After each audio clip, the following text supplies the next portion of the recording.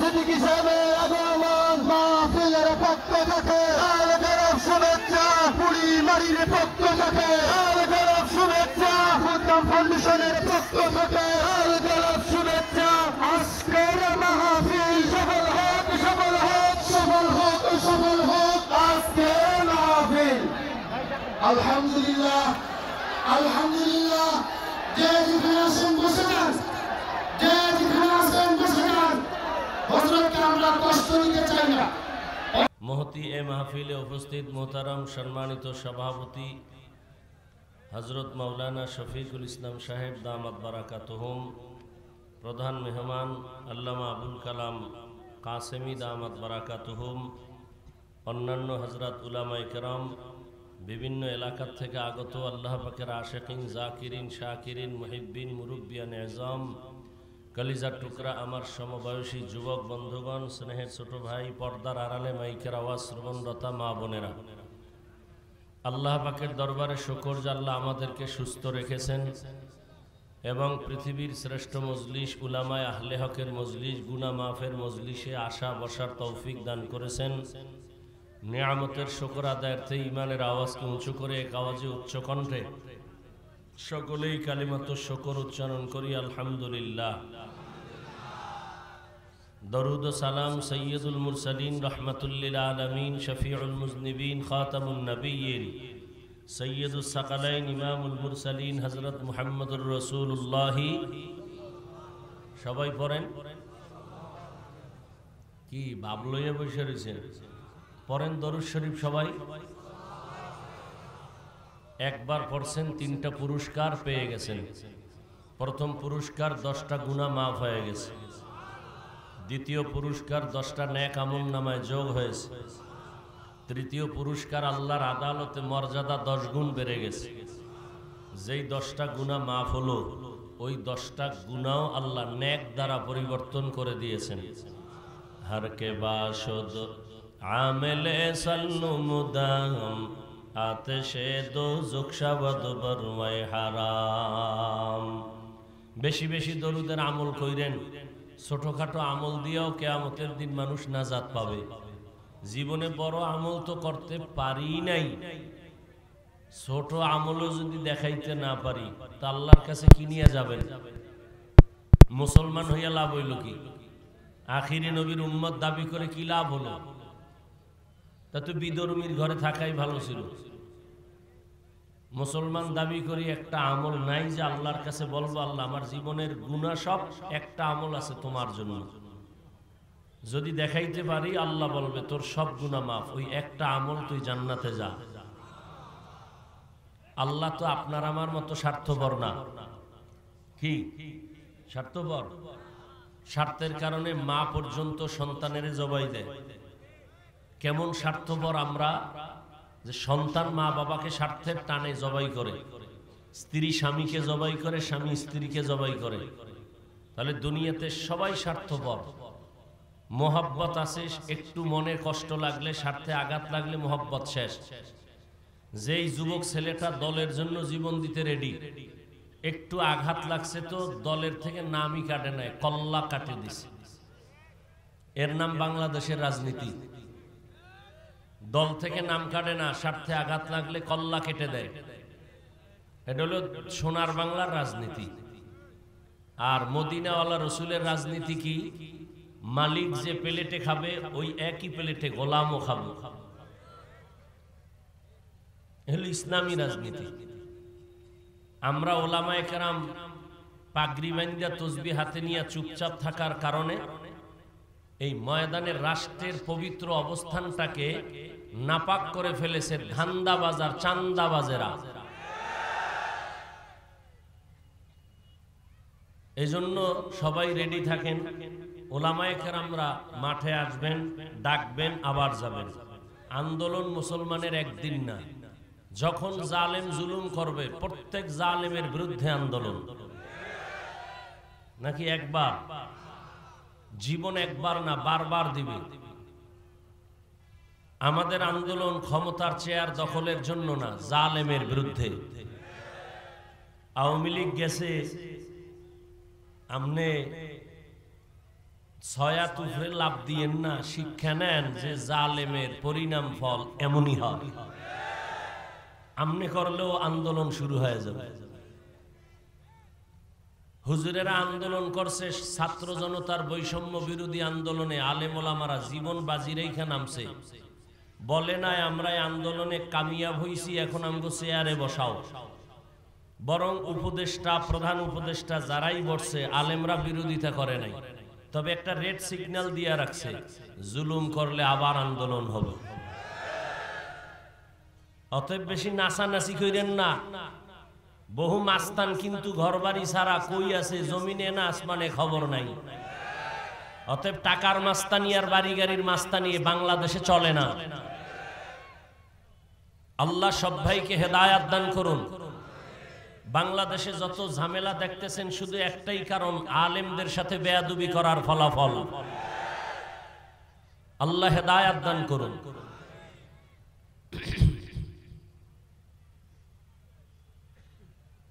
আসরের নামাজ সমাগত টাইম হয়ে গেছে হিসাবে, তারপরও 4:30টার মধ্যে আমরা আসরের নামাজের সিদ্ধান্ত নিয়ে উঠছি। যেহেতু আপনারা অনেক আগের থেকে এখানে কষ্ট করতেছেন, এখন নামাজ দিলে আরো আধা ঘন্টা যাইতো। আমার সমস্যা ছিল না, কিন্তু সমস্যা তো আপনাদের।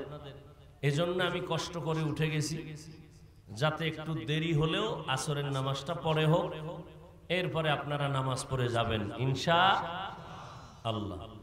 আমি আপনাদের দোয়া নিতে আসছি। সবাই তো আর বরদোয়া করে না, অনেকে দোয়াও করে। কি? তবে বরদোয়াকারীর বরদোয়া কবুল হয় না, কারণ যারা বরদোয়া করে খোঁজ নিয়ে দেখবেন এখন নামাজেরও খবর নাই, খায় সুদ ঘুষ, মা বাবার সাথে করে বেয়াদবি, আলেমদের সাথে বেয়াদবি। এই বেয়াদবদের দোয়া কখনো কবুল হবে না, বরদোয়া তো নাই। ওই কিন্তু যারা দোয়া করলে কবুল হবে তারা ঠিকই দোয়া করে। তাদের দোয়া আমার খুব দরকার, এই জন্য কষ্ট করে আসছি। আর যদি মনে করেন না দোয়া দিতেও রাজি নেই, বইলা দিলে আর উত্তরবঙ্গে আসবো না। আর রিজিকের মালিক উত্তরবঙ্গ না, আর ওয়াজ মাহফিলও না। রিজিকের মালিক কে? আল্লাহ যারে দিবেন, কেউ তার রিজিক কেড়ে নিতে, পিপিলিকারে খানা দেয় কে? জঙ্গলের প্রাণীদেরকে রিজিক কে দেন? নদীর মধ্যে মাছের খানা কে দেন? উড়ন্ত পাখি সারাদিন উঠতে থাকে, পেট ভরে খানা খায়, বাসায় আসে সন্ধ্যায়, কে খাওয়ায়? গর্তের ইঁদুরকে কে খাওয়ায়? এরা দামি না আমরা মানুষ দামি? তো ওদের যদি আল্লাহ জায়গায় খানা দিয়েইতে পারে, আমগো পারে না? তো কুত্তার মতো জিব্বা বের করে পাগল কেন জাতি? এজন্য খানায় কষ্ট পাও। যদি এখনো আল্লাহর কাছে চাইতা, বনি ইসরাইলের যদি আল্লাহ আসমান থেকে ডাইরেক্ট খানা দিতে পারে, আমরা তো তাদের থেকে 1000 কোটি গুণ দামি নবীর উম্মত। আমাদের খানা তো আরো আগে দিবেন, পাই না কেন? আমরা নিমক হারাম। আমরা কি? এই যে এখানে এত মানুষ জহুরের আগের থেকে আসছে, অথচ জহুর পড়ে নাই, ফজরও পড়ে নাই, পাগল হয়ে গেছে ওয়াজ শুনবে। সারা জীবনে এই ওয়াজ শুনে লাভ কি যদি নামাজ ঠিক না থাকে? নবী বলেন বাইনাল আবদি ওয়া বাইনাল কুফরি তারকুস সালাহ। বেঈমান কাফের আর মুমিনের ব্যবধান নামাজ। কাফের বেঈমানেরা নামাজ পড়ে না, মুমিন যারা তারা নামাজ ছাড়ে না। নিজে কপালে লেখেন আপনি কি বেঈমানের বন্ধু না মুমিন। কপালে নিজেরটা নিজে লেখেন। বিচার আল্লাহর করা লাগবে না, সব আপনার করতে হবে। কিয়ামতের দিন তো আল্লাহ কইবে তোর হিসাবটা তুই কর। ইকরা কিতাবাকা কাফা বিনাফসিকাল ইয়াউমা আলাইকা হাসিবা। তোমার হিসাব তুমিই করো, আমার দরকার নাই। এজন্য ওলামায়ে কেরামকে আপন বানান। দুনিয়াতেও শান্তি পাইবেন, পরকালেও পাইবেন। বহু মানুষ পালাইবে, আলেমদের সাথে সম্পর্ক থাকলে আপনার পালানো লাগবে না। বুঝাইতে পারছি? বেশি বুঝেন না, কম বুঝেন, লাভ আছে। বেশি বুঝলে সব শেষ হয়ে যাবে। খবরদার। ইয়া আইয়ুহাল্লাযীনা আমানুত্তাকুল্লাহা হাক্কা তুকাতিহ। আল্লাহ বলেন হে মুমিন তোমরা আমাকে ভয় করো, হক আদায় করে ভয় করার মতো। ওয়ালা তামুতুন্না ইল্লা ওয়া আনতুম মুসলিমুন।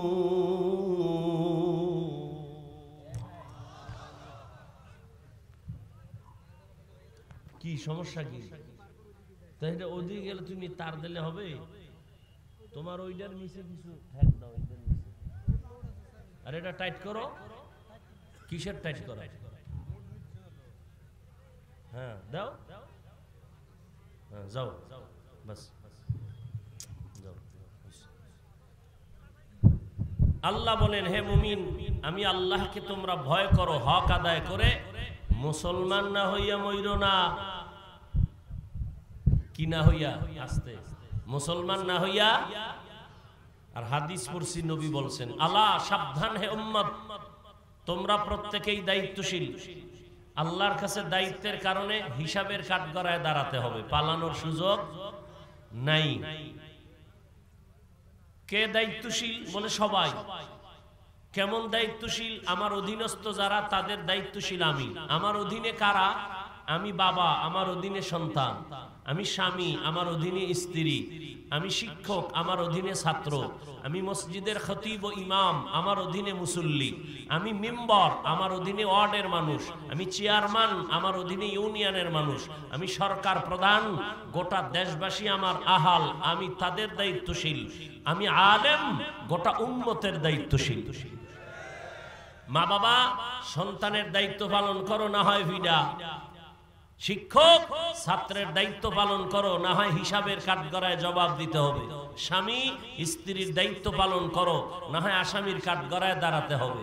পালানোর কোনো উপায় নাই। এক সাহাবী বলেন, নবী, আমার মা বাবা, ভাই বোন, স্ত্রী, পুত্র কিচ্ছু নাই, আমি একা, আমারও কি কোনো দায়িত্ব আছে? নবী বলেন, হ্যাঁ, আপনি আপনার অঙ্গ প্রত্যঙ্গের দায়িত্বশীল। আল্লাহ দুটো হাত দিছেন, দুটো চোখ দিছেন, দুটো কান দিছেন, এমনে দেন নাই, এগুলোর ডিউটি আছে। এক হাতে 5টা আঙ্গুল, আবার এক একটা আঙ্গুলে 4টা করে দাগ, 5 আঙ্গুলে দাগ আছে 20টা। অনর্থক আল্লাহ বানান নাই। আল্লাহ এগুলো ডিউটির জন্য দিছেন। কয় কি? কয় 5 বেলার নামাজ পড়িয়া ডান হাতের আঙ্গুলের দাগগুলো গুনে গুনে গুনে 33 বার সুবহানাল্লাহ, 33 বার আলহামদুলিল্লাহ, 34 বার আল্লাহু আকবার পড়ে দাগের হকগুলো আদায় করো। যদি না কইরা আদালতে দাঁড়াও, মিথ্যা বললেও তোমার উপায় নাই। আল্লাহ বলবেন, হাতের হক আদায় করো। শুনি অনেক গুনাহগারেরা ভয়ে মিথ্যা বলবে, হ্যাঁ করেছি, অথচ করে নাই। তখন আল্লাহ বলেন, আমি ওর জবানটারে বন্ধ করে হাতকে বলবো, হাত কথা বল। হাত কথা বলতে পারে কি? আপনাকে হাতে কথা বলতে পারে? কথা বলেন। তা হাত কেমনে কথা বলবে? আজীবনের জন্য এখান থেকে একটা মূল কথা মনে রাখবেন, দুনিয়ার সব বিবেক যেটাকে বলে হবে না, অসম্ভব, আমার রব বলে এটা আমার কুদরতে সম্ভব। মরা গাছে কথা বলতে পারে না, এটাই বাস্তব। আমার রব বলে আমি কুদরতি ক্ষমতা দিলে পারে। পারেনি? বিশ্বাস করলে মুমিন, অবিশ্বাস করলে বেঈমান। রহমতের নবী খেজুর গাছ, মরা খেজুর গাছে ট্যাক লাগায় খুতবা পড়েন। কিছুদিন পরে বলে এটা বাদ, নতুন মিম্বর বানায় খুতবা দাও। মানুষ যেমন কান্না করলে আওয়াজ হয়, মরা খেজুর গাছ এমন কান্না করতেছেন। রহমতের নবী বলেন, ও খেজুর গাছ, কেন কান্না করো? কি চাও? আমি কি দোয়া করব তুমি আবার তাজা হবা, তোমার গাছে আবার খেজুর হবে, উম্মতেরা খাবে? কয় না তো কাঁদো কেন? বলে রহমতের নবীর বিরহের বেদনায় কান্না করি। সুবহানাল্লাহ। না সারা দিন বিড়ি টানলে সুবহানাল্লাহ কেমনে? জবানদারে নাপাক করে ফেলেছ। বাপ তো দেখাও বড় মাস্তান। হিসাব করে দেখো, কুত্তা আমার চেয়ে ভালো। কুত্তা মালিকের জুতার বাড়ি খাইয়াও মালিকের গোলামি করে। সারা রাত একটা কুকুর মালিকের বাড়ি পাহারা দেয়। জীবনে কোনোদিন একটা কুকুর মালিকের সাথে বেয়াদবি করে না। বিনিময় বেতন কত? কথা কয় না, গালি আর লাথি। ঠিক, কিন্তু তুমি আমার মালিকের কেমন গোলাম। রাতের বেলা যে মইরা যাইতেছো, সকাল বেলা যদি আল্লাহ না উঠায়, তোর কোন বাবাই উঠাইবে? ঘুমের মানুষ তো মরা, আবার আমরা তো দোয়াও করি আল্লাহ মরতেছি, আল্লাহুম্মা বিসমিকা আমুতু, ও মাওলা তোমার নামের উপরে মরতেছি।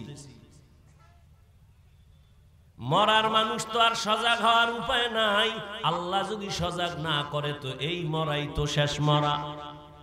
ঘুমের মধ্যে মরে না, মরে না?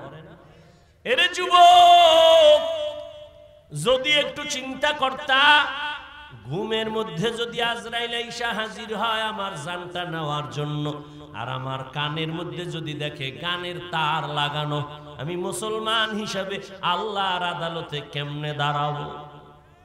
এই চিন্তা যদি করতি রে যুবক, জীবনে গলায় ছুরি লাগাইতি, দাড়ির মধ্যে ছুরি লাগাইতি না।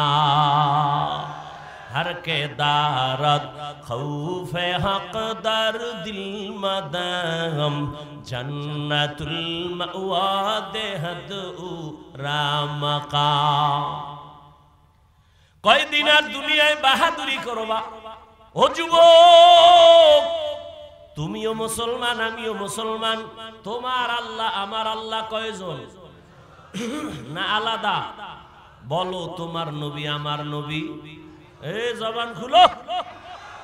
তোমার আমার কোরআন, তোমার কোরআন আমার কোরআন এক, হাদিস তোমার কাবা আমার কাবা, তোমার ধর্ম আমার ধর্ম, তোমার কালেমা আমার কালেমা।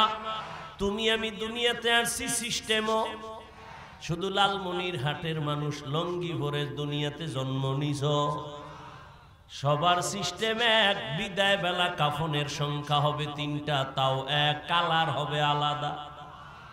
বক্তা হিসাবে একটা সম্মানে কেউ কাফন বাড়াইয়াও দিবে না, রিক্সা ড্রাইভার হইয়া গরিব অবস্থায় মরলে একটা কাফন কেউ কমাইয়াও দিবে না। গরিবের যেমন 3টা কাফন, কোটিপতিওয়ালারও ওই 3টা কাফন, কালার কারো আলাদা হবে না। সবার কাফনের কালার কি? জোরে খাও। কাফনের উপরে লেখা থাকবে কোটিপতির লাশ, বক্তা সাহেবের লাশ। কে আলেম কে মূর্খ, কে ধনী কে গরিব, কে ইমাম কে মুসল্লি, কে পীর কে মুরিদ, কে এমপি কে মন্ত্রী, কে রাজা কে প্রজা। যতই ভাব দেখাই আমি আজ বড় বক্তা, তুমি ভাব দেখাও বড় টাকাওয়ালা ক্ষমতাওয়ালা, যতই ভাব দেখাই না কেন, যেদিন সাদা কাফনে ঢুকবি ওই দিন সব বাহাদুরি শেষ হয়ে যাবে। जिंदगी में बंदगी तू कर नहीं, जिंदगी में बंदगी तू कर नहीं, जिंदगी में बंदगी शर्मिंदा है, जिंदगी बे बंदगी शर्मिंदा है। दुनिया में हो दुनिया का तलबगार न हो, बाजार से गुजर हो खरीदार न हो। ये दुनिया एक मिसल कागज फूल है, ये दुनिया एक मिसल कागज फूल है। जिंदगी में बंदगी तू कर नहीं, जिंदगी में बंदगी शर्मिंदा है, जिंदगी में बंदगी शर्मिंदा है। जिंदगी में बंदगी कुन बंदगी, बंदगी बे जिंदगी शर्मिंदगी। কারো জ্যৈষ্ঠ মাস, কারো সর্বনাশ। কেউ বয়া বয়া সমালোচনা করে, এত দেরিতে আইলো কা। কেউ আবার হিসাব করবে কয় মিনিট অজ হইল, আর কেউ কান্না করে বিদায় নিবে, ও আল্লাহ আমি তোমারে পাইলাম নি, গুনাহ মাফ হইল নি। কারো জ্যৈষ্ঠ মাস, কারো সর্বনাশ। এটা কপাল। আমি হাফিজুর রহমান কেন? তোর কপাল যদি আল্লাহ গজব দিয়া দেয় তো মুহাম্মদের বয়ানেও কালেমা পড়ে না। নবীজির চেহারা দেখলে জাহান্নাম হারাম, সেই নবীকে 13 বছর দেখছে, বয়ান শুনছে, কালেমা পড়ে না, এমন পৃথিবীর নিকৃষ্ট বেঈমানের নাম জানেন কে? আবু জাহাল, এর নাম কপাল। আর অন্যদিকে 27 বছরের যুবক তরবারি নিয়ে দৌড়ায় আমার নবীরে জবাই করবে। নবীর চেহারাটা দেইখা তরবারি ফালায় কয়, নবী আমার কল্লা কেটে দেন, তবে আগে কালেমা রশি গলায় লাগায়া দেয়। এর নাম কি? কফাল। কফাল। 13 বছর নবীর বয়ান শুনিয়া কালেমা পড়ে না আবু জাহাল। আর 27 বছরের যুবক আমার নবীরে জবাই করতে গিয়া কালেমাওয়ালা হইয়া তরবারি নিয়ে দাঁড়ায় গেছে। ডাক দিয়া কয়, বেঈমানের দল, আয় মুহাম্মদের বিরুদ্ধে একটা কথা যদি বলতে চাও, মুহাম্মদের প্রয়োজন নাই, আমি ওমরের তরবারি যথেষ্ট। এরে আল্লাহর বান্দা, পুলিশে ধইরা আসামি থানায় নিয়ে এমন বেতের বাড়ি দিছে, কোনো কান্না নাই। আর একজন আল্লাহওয়ালা কোরআনের বয়ান করে ময়দানে যুবকেরা কান্না করে। একটু চিন্তা কর, পুলিশে পিটায় কাঁদে না, ওয়াজের প্যান্ডেলে কাঁদে কেন? ওরে কে মারলো? আল্লাহ কুত্তা শুয়ারের আকল জ্ঞান বুদ্ধি দেয় নাই ভালো মন্দ যাচাই করার। আল্লাহ মানুষকে দিয়েছেন। ওই একটা কুকুর মালিকের সব ধিক্কার শুইনাও মালিকের ভুলে না, মালিকের গোলামি করে। আর তুমি আমার আল্লাহর দেওয়া সব খাইছো, আল্লাহর দেওয়া জমিনে আছো, আল্লাহর দেওয়া বাতাস ভোগ করতেছো। তোমার বাবা এই বাতাস বানায় নাই, সূর্যের আলো ভোগ করতেছো। সূর্যের আলো যদি না থাকে এই জমিনে কোনোদিন ফল ফসলে রং হবে না। আর চাঁদের আলো যদি না থাকে জীবনে ফল আর ফসলে কোনোদিন স্বাদ আসবে না।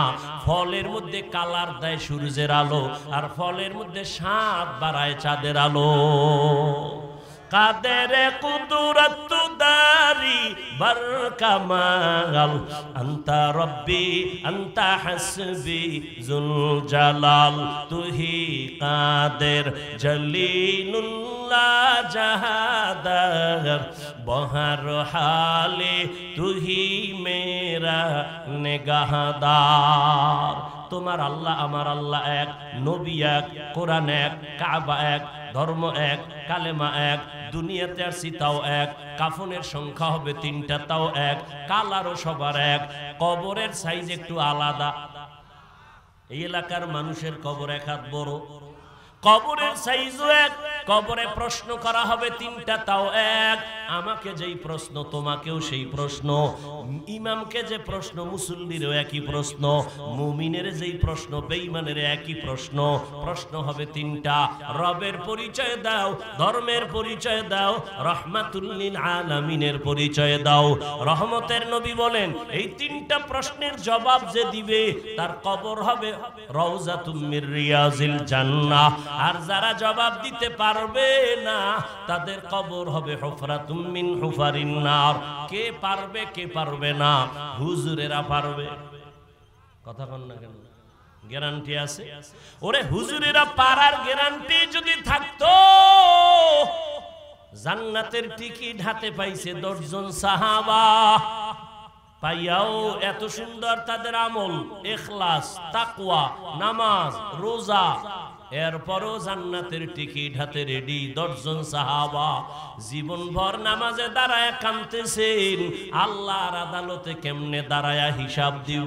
তাদের তুলনায় তো তোমার আমার নামাজ নাই, রোজা নাই, তেলাওয়াত নাই, ঈমানও দুর্বল, শিরিকওয়ালা ঈমান, আমলের তো খবর নাই। এরপরে যদি আবার চাপাবাজি করো, আমল না করলে দিল পরিষ্কার, তোমার মতো নিমক হারাম ধোঁকাবাজার কে হবে? তোমার তো গলায় রশি লাগাইয়া সারা জিন্দেগি কান্না দরকার। আবু বকর যদি জান্নাতের টিকিট পায়া কান্না করেন আল্লাহর আযাবের ভয়, তোমার তো আমার তো গলায় রশি লাগায়া কান্না দরকার। কিন্তু কপাল বড় খারাপ, নিজেও কাঁদো না, কেউ যদি কান্না করে তাও পছন্দ করো না। তোমার কপাল কি শুধু খারাপ? কিছু কিছু নিমক হারাম নিজেও কান্না করে না, নামের ভয়ে তাও সহ্য করতে পারে না, নিজেও নামাজ পড়ে না, অন্য নামাজ পড়ে তাও পছন্দ করে না, নিজেও দাড়ি রাখে না, অন্য দাড়ি রাখে তাও পছন্দ করে না, নিজেও জিকির করে না, অন্য জিকির করে আল্লাহর তাও সহ্য করতে পারে না। এই রকম কপাল পরা নিমক হারাম আছে না নাই? এর একমাত্র কারণ হলো আল্লাহর আযাবের ভয় তোমার আমার অন্তরে নাই। আর আল্লাহর কসম, ততদিন পর্যন্ত বয়ানি শুনবা কিন্তু কাজে লাগবে না, যতদিন পর্যন্ত আল্লাহর ভয় অন্তরে আসবে না।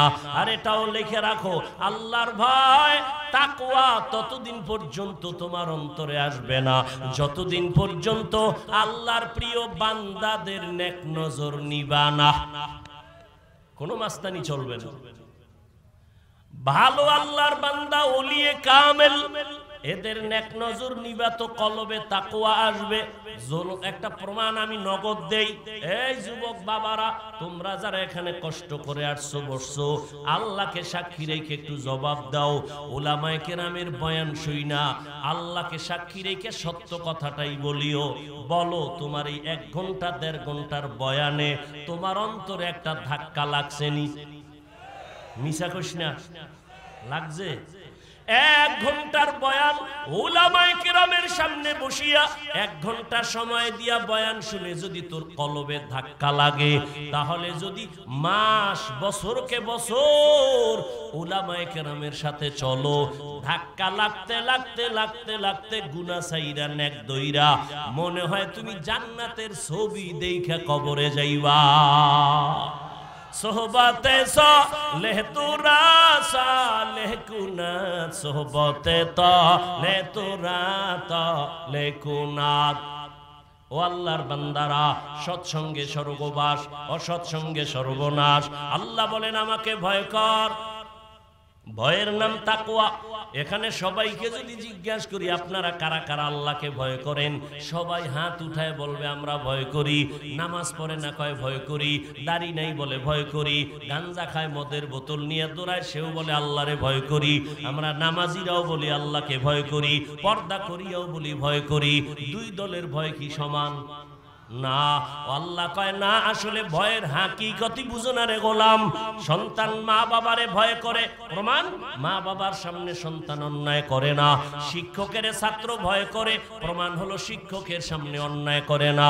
ঠিক যেই মানুষটা আমার আল্লাহর আযাবকে ভয় করবে, ওই বান্দা জীবনেও গুনাহ করবে না। আল্লাহর ভয় দ্বিতীয় আল্লাহ একটা শর্ত লাগাইছে, মরবি তো মুসলমান না হইয়া মরণ বরণ করবি না। ওয়ালা তামুতুন্না ইল্লা ওয়া আনতুম মুসলিমুন।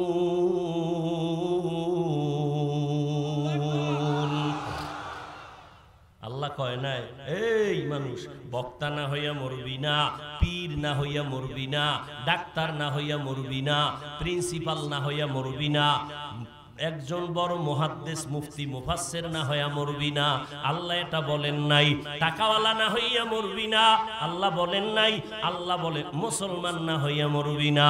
কথাটা মুমিনকে বলেছেন। এজন্য আল্লাহওয়ালারা উলামায়ে কেরাম কয় পীর হওয়া সহজ, বক্তা হওয়া সহজ, শাইখুল হাদিস হওয়া সহজ, মুহতামিম প্রিন্সিপাল হওয়া সহজ, মুসলমান হওয়া বড় কঠিন। মুসলমানি বওয়াদ গরদন নেহাদন ইনানে খুদবা দস্তে খাজাদাদন গর্ব সুরত আদমি ইনসাবুদে আহমদবু জাহলো হামেক সাবুদে আদমিরা আদমিয়ত লাজেমাস্ত উদরাগর বুনা বাশদ হি জমাস। কষ্ট হইতেছে না? এটাও তো একটা মিছা কথা। কষ্ট হইতেছে, হয়তো বলেন নাই মোহব্বতে। মোহব্বতের মধ্যেই কষ্ট। কষ্ট না থাকলে এই মোহব্বতের দাম নাই। কি আপনারও আল্লাহ এক, আমারও আল্লাহ এক, নবী এক, কোরআন এক, হাদিস এক, আপনিও মুসলমান, কিন্তু আমি টুপি খুলতে চাই না, আপনি টুপি দিতে চান না। বিষয় কি? আমি দাড়ি কাটলে লজ্জা পাই, আপনি দাড়ি রাখতে লজ্জা পান। আপনি কত ভিআইপি মুসলমান, আমি মসজিদে না গেলে লজ্জা পাই, আপনি মসজিদে গেলে লজ্জা পান। আমি পর্দা না করলে লজ্জা লাগে, আপনার পর্দা করতে লজ্জা লাগে। বিষয়টা কি বাবা? কেমন মুসলমান তুমি? নাকি আমি ভুলে আছি তুমি সঠিক, না তুমি ভুলে আছো আমি সঠিক? বুঝাইতেও পারতেছি না। গাধার মতো সারা দুনিয়াতে উলামায়ে কেরাম এত কষ্ট করে, নিজের বউ মাইয়া বলা নিয়ে এত টেনশন করে না। উম্মতের নিয়ে যেই পরিমাণ আলেম টেনশন করে, দুনিয়ার কেউ এমন টেনশন করে না। উলামায়ে কেরাম এই জাতির জন্য যেই পরিমাণ ত্যাগ স্বীকার করে, দুনিয়াতে দ্বিতীয় কেউ এরকম ত্যাগ স্বীকার করে না। করে না। সবাই ধান্দাবাজ আর চান্দাবাজ, কিন্তু উলামায়ে কেরাম নিঃস্বার্থভাবে খেদমত করতেছে, চিল্লাইতেছে। তাবলীগওয়ালাদের মেহনত, পীর মাশায়েখের মেহনত, উলামায়ে আহলে হকের মেহনত, বক্তাদের মেহনত, ইমাম ও খতিবের মেহনত। টার্গেট কি? আমার দলে আসো। না না না, আমি আমার ইমানের কথাই বলে যাই। এখানে এতক্ষণ চিল্লাইতেছি, কি পরিমাণ কষ্ট! দুনিয়াতে চিল্লাইয়া কথা বলার মতো কষ্ট জমিনে আর কোথাও নাই। দুনিয়ার সব থেকে কষ্টের কাজ হলো অনবরত কথা বলা। আল্লাহ বলাইতেছেন না হয় সম্ভব না, কিন্তু একবারও কিন্তু বলি নাই, এই লালমনিরহাটের মুসলমানেরা, আমি পাঁচকল্লিওয়ালা, তোমরাও পাঁচকল্লি দাও, না হয় গোমরাহ ধ্বংস হয়ে যাইবা। আমি কওমি মাদ্রাসার সন্তান, তুমিও যদি কওমিতে না যাও ধ্বংস হয়ে যাইবা। একবারও বলি নাই আমি তাবলীগের লাইনের সন্তান, আমি পীরের মুরিদ, তুমিও তাবলীগের যাও, পীরের কাছে যাও, না হয় জাহান্নাম ছাড়া উপায় নাই। একবারও বলি নাই। ইনশাআল্লাহ বলার কোনো ভয়ও তোমার অন্তরে নাই। বরং আমি তোমারে শুধু একটা পরামর্শ দিয়া যাব, তুমি স্কুলে পড়ো, কলেজে পড়ো, ওখানে থাইকা জান্নাতের পথটা ওপেন করো। তুমি চাকরি করো বাবা, ওখানে থাইকা জান্নাতের পথটা ওপেন করো। তুমি ব্যবসা করো, ওখানে থাইকাই জান্নাতের পথ ওপেন করো। করা যায় না? তোমার মতো যুবক জীবনে মাদ্রাসায় পড়ে নাই, আলিফ বাতাও জানে না, কিন্তু তাকায় দেখছো স্কুল কলেজে পড়িয়াও দাড়িওয়ালা 5 বেলার নামাজ পড়ে। সত্য কথার সাক্ষী দাও, আসেনি? আর ওয়াজের দরকার নাই। দরজা জানালা বন্ধ কইরা নিজের পায়ের জুতাটা খুইলা কপালে বাড়ি দিয়ে কবি, এই বেটা তোর কপালে তো খারাপ কেন? তোর মতো যুবক স্কুলে হইরা নামাজ পড়ে, দাড়ি রাখে, তুই পারো না কেন? তোর কপালে কার জানি অভিশাপ লাগছে। সারাটা রাত মোবাইলে গুনাহ করেছো, দরওয়াজা জানালা বন্ধ করে সারাটা রাত মোবাইল নিয়ে কবিরা গুনাহ করেছো। কেউ দেখে নাই, আমার আল্লাহ দেখছেনি। ওই কবিরা গুনার কারণে তোর চেহারার মধ্যে কোনো আলো নাই, কোনো নূর নাই, তাকাইলে মায়া লাগে না। তোর চেহারাটা এতটা নোংরা, তোর ওদিকে শরীরটাও শেষ হয়ে গেছে, তোর খবর নাই। এই মোবাইলের কারণে তোর চোখের পাওয়ার শেষ, কিডনি শেষ, হাড় দুর্বল, মাথা ব্যথা বেড়ে গেছে, বুকে ব্যথা বেড়ে গেছে, যৌবনও শেষ, জীবনও শেষ, চরিত্রটার কোনো ভালাই নাই। একটা যুবক দাঁড়াইয়া বুকে হাত লাগাইয়া আল্লাহরে সাক্ষী রেখে বলতে পারবি না, হুজুর আলহামদুলিল্লাহ, আমি মোবাইল চালাই আর না চালাই, আমার চরিত্রের মধ্যে কোনো কলঙ্কের দাগ নাই। আমার আল্লাহকে সাক্ষী রেখে বলার সাহস তোর মধ্যে নাই। কারণ এই মোবাইলের দ্বারা কয়টা মাইয়ার কাছে তুই চরিত্র বিক্রি করছো, আমার মাওলা বেহেতর জানে। কতটা মেয়ের জীবনের উপরে হামলা করেছো, চরিত্র নষ্ট করেছো। যাদের কলবের চক্ষু খোলা, তারা তোর কপালের দিকে তাকাইলে ধরে ফেলবে। ও যুবক বাবা, একটু চিন্তা করো, তোমার মতো আবার কিছু যুবক তো আছে স্কুল কলেজে পড়ে, নামাজ পড়ে, রাস্তায় গাড়ি চালায়, নামাজ ছাড়ে না। বলো বাবা তুমি কেন পারবা না? তোমার মতো যুবক র্যাব, আর্মি, পুলিশ, বিডিআরের চাকরি করে, ডাক্তার, ডক্টর, প্রফেসর, ইঞ্জিনিয়ার, 5 বেলার নামাজ পড়ে, বলো তুমি কেন পারো না? তোমার মতো যুবক ময়দানে কৃষি কাজ করে, নামাজ ছাড়ে না, নদীর মধ্যে মাছ ধরিয়াও নামাজ ছাড়ে না। তোমার মতো যুবক জমিনের মধ্যে শ্রমিকের কাজ করে, নামাজ ছাড়ে না। বৃদ্ধ বাবাজি, আপনার মতো বুড়ারা মসজিদে গিয়া 5 বেলার নামাজ পড়ে, আপনি কেন পারেন না? ও পর্দার আড়ালের আম্মা জানেরা, বোনেরা, আপনাদের জীবন কত ধন্য। এই স্টেজে 12টা ছেলের মাথায় পাগড়ি দিলাম, ওদের সিনার মধ্যে কোরআন পুরাটাই জমা। কে করেছেন? আজকে খবর নাও, ওদের মা বাবার মতো ঈদের আনন্দে আর কেউ নাই। এরে আম্মা জান, আপনার কি মনে চায় না একজন আলেমের মা হইয়া কবরে যাবেন? আপনি কি চান না আপনার সন্তানের আচরণে মানুষ দোয়া করবে, আলেম দোয়া করবে? আপনি কি এমন একটা আদর্শ সন্তানের মা হতে চান না? যদি চান, পরামর্শ দিয়ে গেলাম, সন্তানটাকে ডাক্তার বানাইয়েন, আদর্শ ডাক্তার। আপনার সন্তানকে ইঞ্জিনিয়ার বানাবেন, আদর্শ ইঞ্জিনিয়ার। আপনার সন্তানকে প্রফেসর বানাবেন, আদর্শ প্রফেসর। দাবি আমার একটা বেয়াদব বানাবেন না। আপনার সন্তানের আচরণে কোনোদিন যেন কোনো আলেম কষ্ট না পায়, আপনার সন্তানের ব্যবহারে কোনোদিন যেন মা বাবা কষ্ট না পায়, শিক্ষকেরা কষ্ট না পায়। কারণ ও যুবক, তোমার জীবনের সফলতার জীবন যদি চাও, তোমার 3 জায়গার দোয়া লাগবে, না হয় পারবা না, আল্লাহর কসম। প্রথম তোমার দোয়ার পুঁজি হলো মা বাবার দোয়া। দ্বিতীয়, তোমারে আমার আব্বা আম্মা আমারে দোয়া দিছে ঠিক, কিন্তু আমার এই লালমনিরহাটের চেয়ারে বসাইয়া বয়ান করা আমার আম্মা শিখান নাই, আব্বা শিখান নাই। আমার ওস্তাদ আমারে হাতে ধইরা ধইরা বয়ান শিখাইছেন। অতএব আমার মা বাবার পরে আমার দোয়া হলো ওস্তাদের দোয়া, শিক্ষকের দোয়া, এরপরে আমার উলামায়ে কেরামের দোয়া। ঠিক এদের দোয়া যেমন সফলতার চাবি, আবার এদের বরদোয়াটাও কিন্তু জীবনের জন্য বড় আগুন। মা বাবার বরদোয়া লাগলে মরার আগে পঙ্গু হয়ে যাবি। শিক্ষকের বরদোয়া যদি তোর কপালে লাগে, তোর বিদ্যা সব নষ্ট হয়ে যাবে। আলেমের বরদোয়া যদি লাগে, চাকার তলে মাথা চলে যাবে, টের ভাবি না। এই জন্য আমার যুবকের কাছে শেষ আমার কলিজার আবদার, মা বাবার দোয়া নিও। যদি নাও পারো, শপথ করো, অঙ্গীকার করো, বেয়াদবি করে মা বাবার বরদোয়া নিবা না, শপথ করো। জীবনে পারলে শিক্ষকের দোয়া নিও, যদি নাও পারো অঙ্গীকার করো, শিক্ষকের সাথে কোনোদিন বেয়াদবি করে বরদোয়া নিবা না। উলামায়ে কেরামের দোয়া নিয়ে চলো, যদি নিতে নাও পারো অন্তত এতটুকু অঙ্গীকার করো, আলেমের সাথে বেয়াদবি করে কোনোদিন বরদোয়া নিব না। তাহলে তোমার জীবন ডাক্তার হলেও সফল।